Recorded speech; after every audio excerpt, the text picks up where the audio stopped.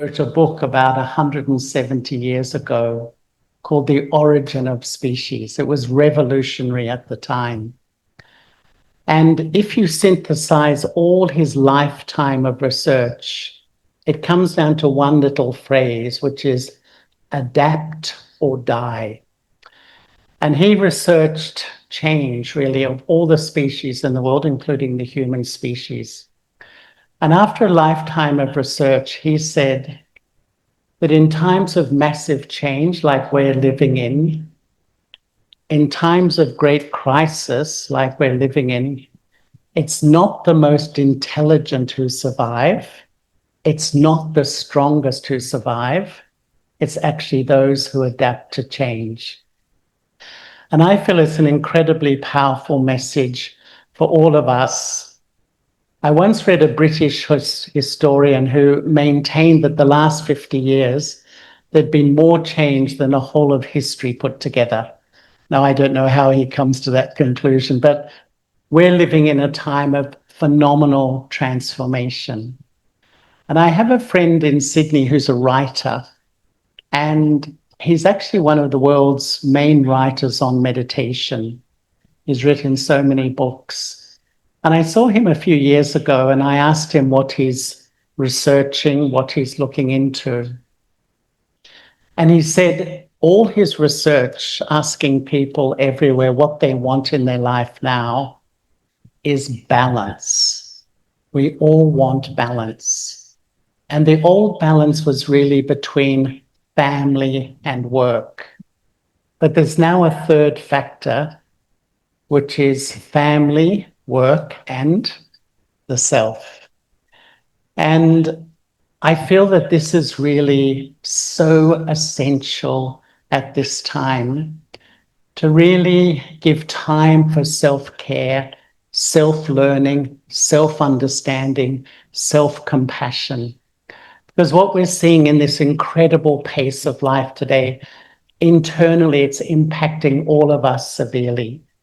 And the great message of life today is if I don't really give time to care for myself, nurture myself, understand myself, we can feel completely overwhelmed by so many things which are happening around us.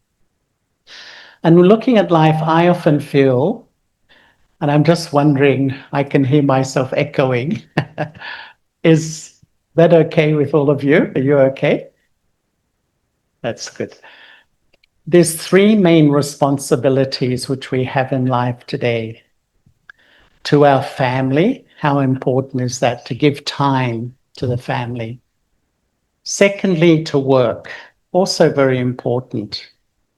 But equally important is really giving time to me. And I feel if we were to ask you, if I was to ask you the question, which do we neglect? What would you answer? Is it family, work, or me? It's pretty obvious, isn't it? And I often wonder, why do we do that? Because we all know when I feel better, when I feel comfortable with who I am, I'm a much nicer person to live with. I'm a much better partner or parent or whatever it may be. And I'm a much better colleague in the workplace. So why is it that we do neglect the self? And then the question, what is happiness? I would say real happiness is when all aspects of my life are moving forward. My career is progressing, my family life is doing well, but also I feel I'm learning about myself and I'm learning to manage this incredibly complex life that we're all faced with at the moment. What is stress? What is pressure? I feel when I neglect one part of my life, it's absolutely a known fact that when someone is having troubles at home, I'm not getting on well, and in the home, in the family, relationships aren't so good, the form of escaping from that discomfort is to lose myself in work. We become workaholics. Often we justify, and we'll say, oh, I've got so much to do, I'm so important, there's so much to do, but actually it's a strategy because I'm feeling very unhappy in my home life. So I lose myself in another part of life. And it's a bit the same with the self too. When I'm unhappy here, I sort of drown myself in rushing and running, because when I stop and just have time with myself, sometimes my thoughts and feelings take me for very dark and unpleasant places. And this is why I think the message of this time is that we really need a new wisdom of self-care. And we hear a lot today about all the various intelligences and wisdoms we need. We need our intellectual ability. How important is that to study, earn an income, understand the world around me, my IQ? But when I feel anxious, when I lose my confidence, something happens, I just really doubt myself. When fear overtakes me, does that intellectual ability help me? I don't think so, personally, not much anyway.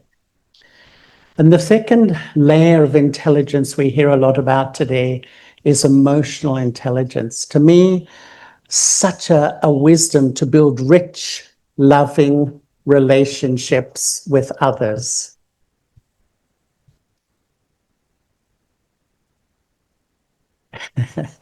To build these rich, loving relationships with others. How important is that? Often I feel mothers have that skill, incredible skill to read people and know how to respond. But the third wisdom really is spiritual intelligence. And I often feel that if emotional wisdom or intelligence is to build these rich, loving, sustainable relationships with others, spiritual intelligence is the wisdom to build a rich, loving, sustainable relationship with me. The first relationship in life is with me.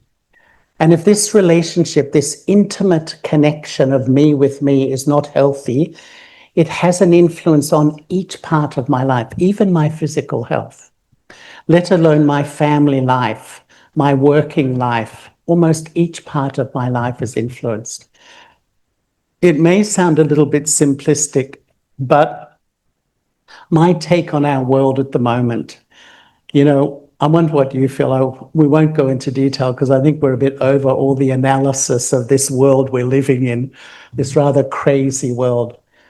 But sometimes I feel it's because the first relationship in life of 8 billion human beings is so damaged, is so unhealthy, that damage flows into each and every part of life, not only our health and our families, in our institutions, our forms of governance. Everything we can see is really seemingly quite dysfunctional today. Where does it begin? In this first and most intimate relationship with me. And it seems that, we're so focused on life out there. And I often feel that we're so educated about the world out there. All of us in this room know so much information about many things, but it seems we're so uneducated about the world in here. So when serious issues come up in my life, my mind just goes into complete overdrive, and I have no idea really how to manage it, how to sleep, whatever. And this is why this topic of self-care, I feel, is more and more important for us to give real time to it. And I would say the first step of self-care, and I believe the first step, it should be the first step in life, is to really fundamentally understand, who am I? Who am I? Plato, the Greek philosopher, for some reason, I studied Greek history in my final year at school. I can't even remember why I did. But Plato once said, to understand the world out there, I first have to understand the world in here. Like Prabhupada was saying, it's like my sense of self is my lens of perception of absolutely everything. And in a way, if I try to have a good life, a beautiful life, a quality life without knowing the self, it's like trying to build a building without a foundation. What happens to a building that has no foundation? It collapses. And we go along in life, things are good, and then suddenly I crash. Something just really turns me upside down and I just completely crash because the foundation is not really there. And one of my friends in Australia is a palliative care physician, which really means he's dealing with people who are dying. And so many times I've had conversations with him. And he says when people are dying, there's two things on their mind. The first is, what sort of person was I? It's like a self-evaluation of who I was. And secondly, how did I treat other people? And what he says is that all the other stuff, not so important stuff, like just completely goes. And it's like we go to that which is absolutely critical in human life, is really to understand me and my connection with others. And all the other things, I wish I'd made more money or whatever, is just absolutely irrelevant at that time. And so the first step of self-care is to know, realize, and experience who I am. And when I begin to think of this, I think that there's like 3 personalities inside all of us. One of them is very caring, but 2 of them are quite destructive. And as I begin to really look into who I am and begin to understand the 2 destructive personalities and the personality that's really going to heal me and help me come back to my true self, it starts the journey to self-understanding. The first personality I call the I of arrogance or the I of superiority. And this personality takes its whole sense of self from all the labels of my body, my gender, my nationality, my religion, my color, my profession, hundreds of labels. But what's common to all those labels is that they are all temporary. And when this I is sovereign in my inner world, when the sort of the identity based on the temporary labels of my body, when this is ruling my inner world, I compare with others. And I think I am better. I know more. I am right. My perception of life is accurate. But when the ego sort of filters into my feelings, that's when I feel so easily insulted, disrespected, not valued, excluded, sensitive. Anyone here sensitive? Wow, I'm so impressed with KK. Not one sensitive person. You must be the world leaders. I think we're all a bit sensitive, aren't we? So it's almost like whenever those emotions are coming, I feel so easily hurt, disrespected, not valued, sensitive. No, I'm under the influence of a false I. And this is really quite destructive because there's nothing more important in life to care for me than to feel love, to feel that pure feeling of feeling loved and valued. The law says the more ego in life, the less love. And what is the role of ego? The role of ego is it makes you feel separate. Ego tells you don't belong. It's a whole state of mind where I feel distant, I feel disconnected. And so that nutrient of love is not really reaching my heart. But where does it begin? It's in a sense, a false sense of who I am. The second I, which I would say is quite destructive, even more so, is what I call the ego of inferiority or the I of lack of self-respect.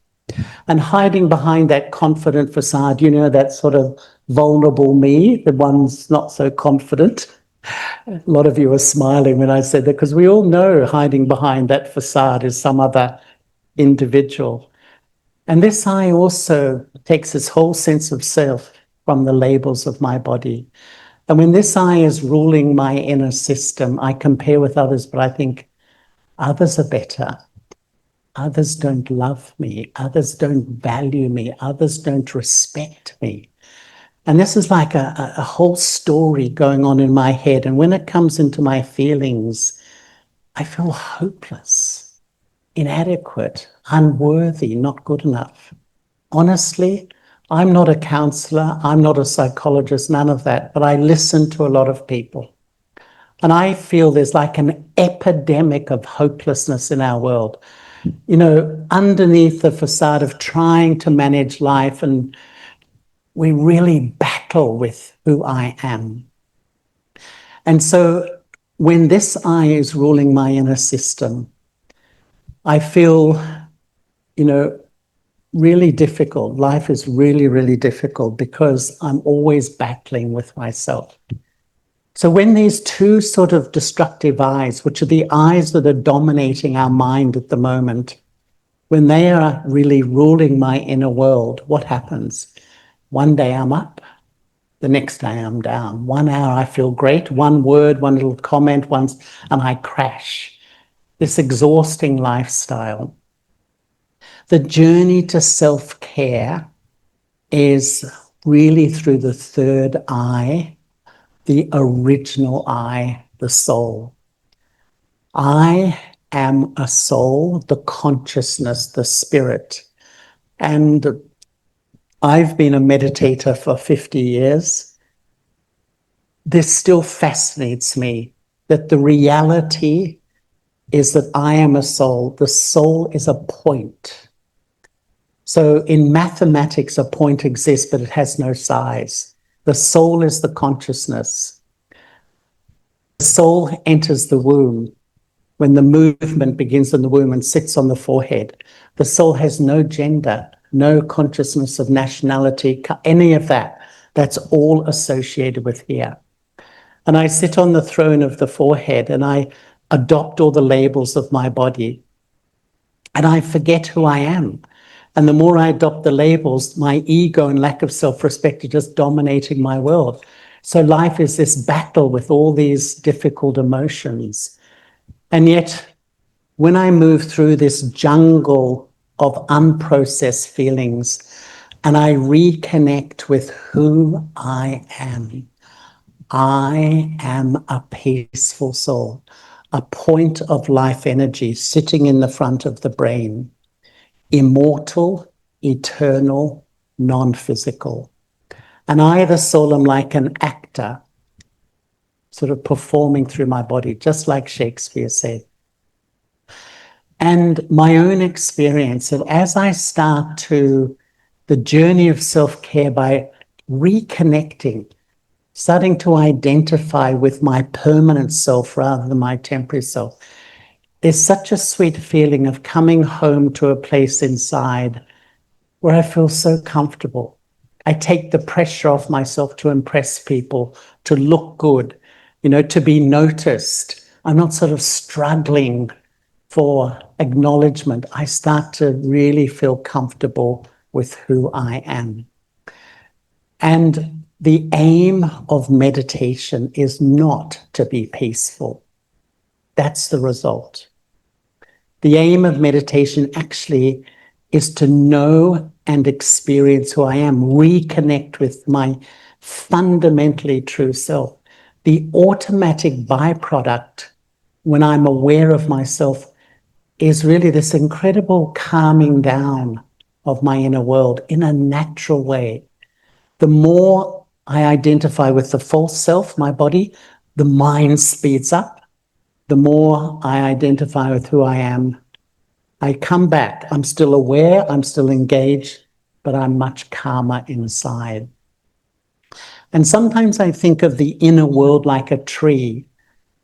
The tree has a seed, a trunk, branches, and leaves. Your thoughts are the leaves. How many leaves does a big tree have? Hundreds of thousands. And that's why life today is so much thinking, thinking, thinking. You know, some scientists say that in a waking day, we have 70,000 unique thought patterns. Once again, I haven't got a clue how they count them, but we all know we have a lot of thinking, right? But what is feeding those thoughts are the branches, my mental and emotional patterns. Sometimes we're perfectionist. Unless I do it perfectly, I'm not happy. And then there's the trunk. The trunk is my subconscious. And Freud said that really 80 to 90% of all our behaviors, our reactions come out of our subconscious. But what is the seed? The seed is my sense of identity. And if I sow a false seed in my inner tree, that I am a temporary body, it influences the trunk, the branches, and on the top, mayhem, overthinking. With all our education about the world out there, we can't stop the mind, we can't stop negative thoughts, we have no power to do it whatsoever. But when I sow the seed of my true self, that I am the soul, it influences the trunk, the branches, and the thoughts on the top are much calmer. And so the first step really to rebalance life and really experience self-care is to know and experience who I am. And I feel in a way, this is lifelong learning, the journey, not just to believe. 80% of us believe we're something more than a body, but to experience who I am and start to taste that quality of peace. Nurture my mind with peace. The second step, I would say, would be to experience true love. Love is really the pinnacle human experience. And often I feel we search for true love. It's the subtext of human life. We invest our heart in relationships. We all do it. We give everything to our family, our friends, everyone. But there's a huge human dilemma. No relationship is permanent. Whether it's time, whether it's change, whether it's conflict, whether it's death, the object of my love goes. This makes us feel so insecure and so fearful. And this is why, spirituality is exploring the one relationship that's permanent, the relationship with the divine, the relationship with God. And I feel there's three sources of love in life: the self, the divine, and family and friends. As we've been talking, not much love do we give to ourselves. This is the big human battle today. It seems so hard to really have a sustained loving feeling for myself. For God, a lot of people have a lot of faith in God, but I'm not sure there's really that sense of real intimacy where I really feel a love and a belonging. So my one source of love is my family and friends. And if there's like a loss or a conflict, it's like my whole world goes into massive upheaval. It's like the foundation of life just completely shakes. What is spirituality? Spirituality is the form of inner self-care. Firstly, having a loving relationship with myself as a soul. Rebuilding, healing this relationship with self. And secondly, a loving relationship with the divine or with God.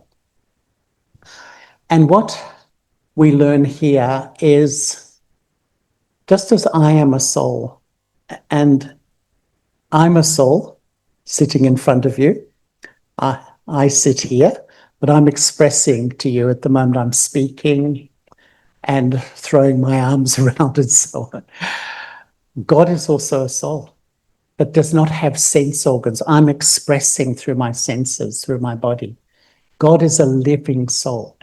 And just as you can see, I'm alive, I'm aware, I'm acting, but I'm doing it through my senses. God is a living, aware soul, but does not have a body. And so this is the thing of how do I begin to communicate? How do I begin to connect? Because I'm not trying to have a connection with a concept, a belief. If you try to meditate on a point of light, your mind will wander. How long will it take? 1 second, 0.1 of a second, 0.01 of a second. You know how the mind will wander so quickly. It's really us re-establishing a relationship with a real living soul. And I do it through thoughts and feelings. You know, thoughts are the most powerful energy, I believe. While you're sitting here listening to this talk, how many people have popped in the inbox of your mind? How many people? You know, just sitting here listening, and then a brother or a sister or a child or a parent or a colleague go pop, pop, pop, pop. And we just think that's normal, but actually they've thought of you, you've picked up the message. It's instant. Light travels at 186,000 miles a second. That's pretty fast. Something I remembered from school. Thoughts are instant. Someone remembers you on the other side of the world, you'll pick it up instantly. And we're always communicating in this way, actually. When we meet another person, do you instantly get a feeling? The instant you meet someone, you get a vibe, don't you? A feeling. That's the quality of their thoughts you pick up. In the same way, as I am meditating, I'm actually, by thought, connecting. I'm not just thinking, I'm connecting with the Supreme Soul. And when I connect, I can download all the energies of self-care, of love, of peace, of power, of compassion. There's a one-stop shop. I don't have to be religious. I'm not praying. I'm not worshiping. I'm having a natural relationship with what I often call the lover of the soul. And honestly, if we are open to experiment with this connection, I think it can have a dramatic effect on quality of life, because there's sort of like a source of strength I can plug into and heal myself when I need to, know how to calm down. When I feel a bit alone or disconnected, know how to feel loved and belonging. And I feel this is such an incredible skill if we can practice. But sometimes today, you know, when you say to people to meditate, there's a yearning. I feel so many people want to meditate today. There's a yearning to feel peaceful and reconnect. But so many people try it, and because the mind wanders all over the place, deep down, I think, seems like everyone else can do it, but I can't, you know, because people are sitting quietly, you know, we have this sense of that I'm a failure. And so as much as I have the yearning and the intent, I don't think I'm very good at it. And this is why we say here to just remember who I am and remember God. Because the most natural function of human consciousness is to remember. At every millisecond, you're remembering what you have to do, what someone said, what you said. You're always remembering. And whenever you remember, you first of all connect. It's almost like you have a subtle thread of your mind. You connect with a memory, a person, a situation, and whatever you connect with influences you, and whatever influences you, that's your feeling inside. So if you're sitting here now at this millisecond, you travel home and you connect with a family member you're really close to. There's such a deep, sweet relationship. The instant you connect, you feel so calm and secure, and you experience peace.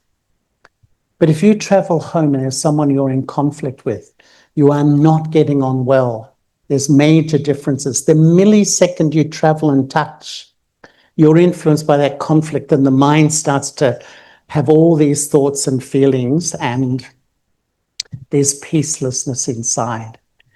And in a way, what we learn here is to live in this world, fulfill responsibility to my family, to my work, but to myself by observing what I remember. And honestly, the more I remember my true self, I feel peace within. The more I remember the lover of the soul, I feel that love and belonging. And it's like these are like two anchors in life. If I put down these anchors, it's almost like no matter how much this world changes, this world swirls around me, people change and atmospheres change, country, everything's changing. I've put down these two anchors, and I, with my own thoughts, can create a feeling of peace inside. And with my own thoughts can create a feeling of love wherever I am. And really, it's possible. It's just a matter of practice. And really, this form of self-care, I feel, is just so important. And thirdly, I would say really having care for others as well. The more I care for myself, you can naturally care for those you love around you. You know, at our centers, we have centers all over the world. People come and we're struggling, but often they're so worried about family members who are just doing it tough. Mentally, they're battling. And to me, you know, the World Health Organization tells us 1 in 4 of us is clinically depressed. Quite honestly, I think it's even more. It's not an easy world to live in, and we love people, and when we see them battling, it's not easy. So we try to give emotional support. We will all do that, and that means we'll sit down with them, we'll encourage them, we'll listen to them, we'll support them, and they feel a bit better. And then tomorrow they're back to square one, you know, and this incredible sense of self-doubt, this great sense of self-negativity, which is just, as I said, is like an epidemic in our world at the moment. When I care for myself, when I sort of upgrade the quality of my mind, and I realize that the quality of my life depends on the quality of my thoughts. And it's almost like the perfume of my mind changes. The perfume of my mind, like the atmosphere of my mind, becomes a lot more light and peaceful and loving. I call it spiritual support. Just by being who you are and being strong in who you are, your company, your presence influences others, and your attitude. I had a friend in London, and when he began to meditate, he told me he gave himself the title, the most negative person in the world. And that's a pretty big title. He just said I was addicted to just that bleak, pessimistic view of absolutely everyone and everything. And he came along to the meditation center, and there was someone there who saw his value. And no matter how much he came with this dark mood, this bleak mood, that person saw beyond it and saw the potential. And he said that faith, that person's faith in him, helped him come out. And so when we come out of his stuff, when we really change and we step back into my sense of self, give time to myself to learn about myself, reconnect with myself, reconnect with the divine. When I come back, actually, I can really support people, not through just pep talks, but really by being stable, just being who I am in a natural way. I don't think you can underestimate. I think we all know certain people are just so solid. They're absolutely solid. And when all the ups and downs of life come, they stand strong. And there's such an inspiration and such a form of support to all of us. Because, you know, I feel I don't know what you feel about the world at the moment, but scratch the surface of most people, and there's a huge story happening inside. There's a lot of pain, a lot of hurt, and a lot of suffering. And often we think, how can we help? Actually, the more I bring myself out of it, automatically who I am starts to support the people I love around me. And finally, I feel if I really want a life of more balance, of self-care, I have to put a little structure into every day. And that means to wake up in the morning and rather than let your mind run wild with what might happen, what's happening, the overthinking, just sit really quietly, just so quietly and reconnect with my true self and just come into that very clear and clean state of mind. I calm down, I'm self-aware, I'm soul-conscious. Sit in front of the divine, allow myself to be loved, and then observe life. And you get so much clarity as to know what to do. To me, to meditate regularly is an act of love for myself. And what I find is there's three approaches to meditation. You can do it like a hobby. You can come to a talk like this. It's nice, but we all go out there and almost the second we walk out the front door, old thoughts and old feelings come. Or you can do it as a discipline. And I find so many people today meditate as a discipline. But what often happens, we meditate. As soon as we finish meditation, then my mind switches back to its old thinking and its old perception. And what we're trying to learn here is to make a lifestyle where it's almost like I make a decision in my life. I am going to live as a peaceful soul. Who am I? And just create a structure for the day. For me, I like to go through my day. I live a busy life like everybody. And I pay attention to remain aware of who I am and even see others as a soul too and connect. The more I remain aware, I don't know, it makes life so much easier. So we're at a time where really I think the greatest investment in quality of life is self-care. And self-care is really giving time for my mind, time for my heart, even time for my conscience.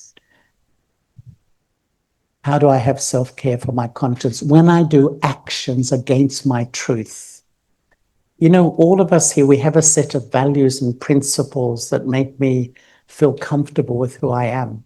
If I compromise my truth, because sometimes desires pull me out of my truth, I want something, and it will take me out of my truth.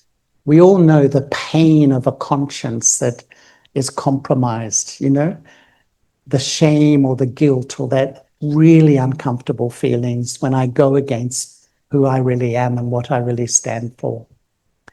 And I think the whole of spirituality is just empowering myself to keep that good relationship with myself, with God, with my conscience. The more I do actions according to my truth, I really feel comfortable with who I am. I've found myself, because I feel spirituality is a lot of observing yourself. And I've observed that even when you're with people, and in all our centers of the world, in all the countries of the world, the most common question in all cultures of the world is how to deal with difficult people. Really, we are so obsessed with other people and their behavior and their attitudes, and absolutely obsessed, and we take deep sorrow from other people. Sometimes I say we've got a PhD in taking sorrow from other people. We've done the masters, we seem to be experts at it. We're just so programmed to be hurt by others. And I really feel that the more I learn about myself, I really step back and I stop this habit of allowing other people and their behavior to really dominate me. So I free myself from those sorts of feelings. But anyway, I'm also a little bit aware of time. And I think we did say at the beginning that we would have a few questions, so comments, whatever. So if anyone would like to ask something, please feel free, and we will finish with a little bit of meditation.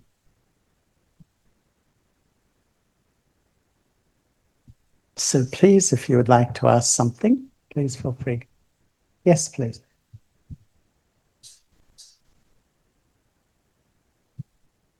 I'm sorry, I couldn't hear. How long should a meditation session last? 24 hours. And that's what in a way, why I say that in a sort of jovial way, that it's like an attitude to life. I mean, I sit every morning very early in the wee hours of the morning for 45 minutes every single day of my life. I wake up and I sit for 45 minutes. It's like you lay a platform for the day. But during the day, I try to sustain the feeling I create in the day. To me, I feel when you start to meditate, it's better to do 10 minutes and do it well than just sit for a long time and let your mind wander all over the place. The first thing, though, is to really do a course to understand the fundamentals. Because sometimes people believe meditation is suppressing my thinking, stopping thinking. It's impossible. It's not. The nature of the mind is to create thought. There's nothing wrong with thought. It's actually the quality of thought that I create, which is the problem. And so it's almost like when I learned beginning to meditate, I start to feed my mind with quality thoughts of the self. Who am I? I am the soul. My intrinsic nature is non-physical. I am immortal. And I start to think deeply. And the more you do, you go into peace. But I think the main thing is to start and continue, because what often happens is you'll start, have some good experiences, and sometimes you'll go for periods where the mind wanders all over the place and you think, oh, I can't do this, and you give up. To me, I would persevere. And it's like you move through the jungle of unprocessed stuff. There's so much stuff inside of us that's been suppressed and pushed down and pushed aside. So when you meditate, it flushes out. But at some point you go through the jungle of thoughts, and you find this pristine point of stillness. Who am I? I am a peaceful soul. There's no sweeter feeling than that feeling of self-awareness. It's just such a sweet feeling. So it takes a lot of patience. One of my first meditation teachers said, you need three things when you learn meditation. The first is patience. The second is patience. And guess what the third one was? More patience. Because we're very impatient. We just want to go straight to the top. But when we've had a whole lifetime with certain thinking patterns and so on, it takes time. The thing is to start and keep going.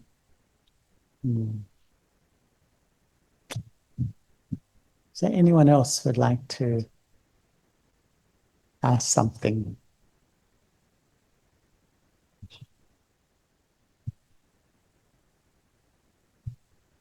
Yes, please.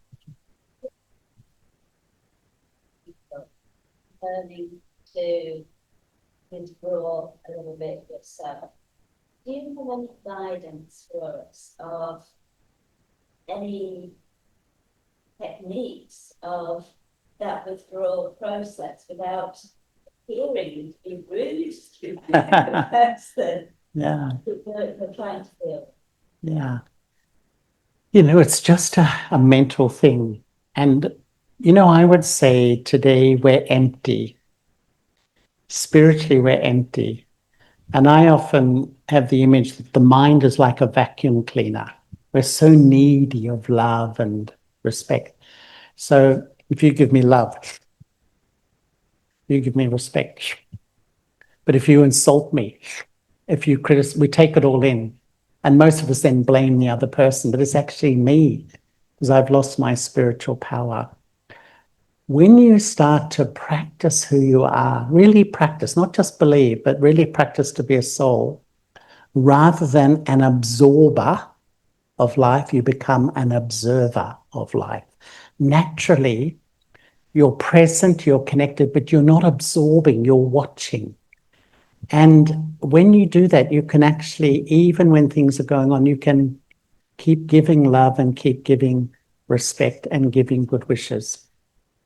It's almost like when the battery inside starts to charge up, we're not so vulnerable to other people and their attitudes, behaviors, opinions. As I was saying earlier, I just think we've become deeply affected by others. And then the culture of victimhood begins. We blame everybody for how I feel in life, it's just a complete falsehood. And yet we buy into it, and almost the whole culture of the world supports me now to buy into that. And yet it won't help me in any way. What helps me is when I take responsibility for who I am. And on the spiritual journey, ultimately we say, whoever I am, whatever has happened, I am responsible. And then some people feel, oh, that's pretty scary. This has happened, that's happened. But it's almost like when I take responsibility, I can create the life I want. When I'm a victim, I'm just sitting there feeling like a powerless being, and the whole life is pushing me from one thing to the other. In a way, spirituality is taking that power back. So the more I do, I've found for me that when I started, I think I was, like most people, pretty sensitive to other people's comments and opinions of me. But I found I've changed. I don't feel I'm insensitive, but I don't take the hurt and I had this saying for myself that whenever I feel hurt or upset, why? Who's accepting that? It's my ego. It's my false self, my lack of self-respect and my ego that takes hurt, disrespect. When I'm self-conscious, I stop that game. I really stop that game. And it really frees me in life. It makes life a lot easier, but it's definitely a process. It takes time. And that's where, honestly, everyone coming here to a thing like this, I feel we're at a time looking at our world to really give time to my inner journey and keep with it. If you stick with it, it's like fitness. You start to see, I'm becoming a much healthier human being. And you will feel much better, and that will definitely influence your family as well, and you feel better. I don't know whether anyone else has another question or whether we should start to some meditation. Anyone else want to? Yes. Oh, going to the meditation. Thank you, Brother Charles. I believe all of us has put into our pair of years that we got, that we listen attentively, right? If you have listened right, you actually share upon the subject matter of really finding the balance of self-care, through self-care. To me, it strikes me when I'm sitting down there. I've got a question for you, Brother Charles, if you don't mind. You see, does self-care eventually leads on to self-centeredness? Well, it's an interesting sort of question because I feel today many of us trying to work out life become self-absorbed. We've become so self-absorbed, me, my life, how I feel, what's going on. It's just this whole intense self-absorption. I would say really when I start to care for myself, when I start to feel healthier, I start to give. I'm a great believer that the most natural state of the human spirit is to be a giver. The beauty of life is actually to give. I once remember there was a World Psychiatric Conference at the Sydney Opera House, and one psychiatrist presented a paper that the most healthy people in the world are the Mother Teresas of the world, the givers.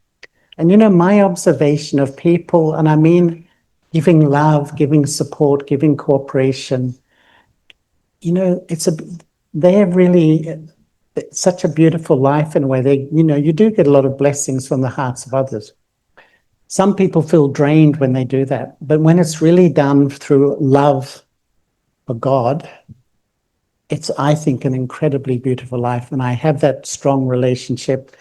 And in a natural way, I don't need to say anything. I don't preach to anybody. Through my face, through my eyes, through my attitudes, I'm giving support to people around me. Anybody have any question? This is I said these are a lot of nuggets being shared. I'm sure something for me in the mind, which is not very clear.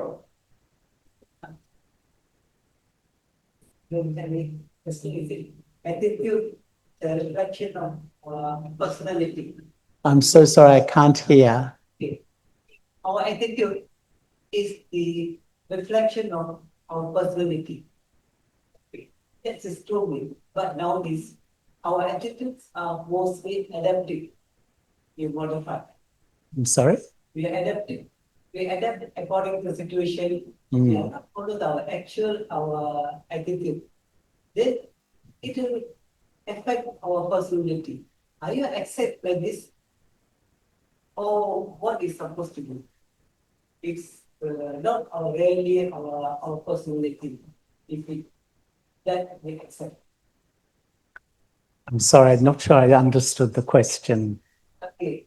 What I mean is our attitude is like a mirror for our personality. Yeah. But most of the time, our attitude nowadays, because of vulnerable opportunities, all make us adaptive or we change the actual our what's supposed to be our attitude. Conflict between the attitude and personality. How we accept. You know, in one way, I think we all have to constantly adjust in life. We have to adjust to situations, but at the same time, we can be very authentic. I often feel there's a 3-step process: awareness, attitude, atmosphere.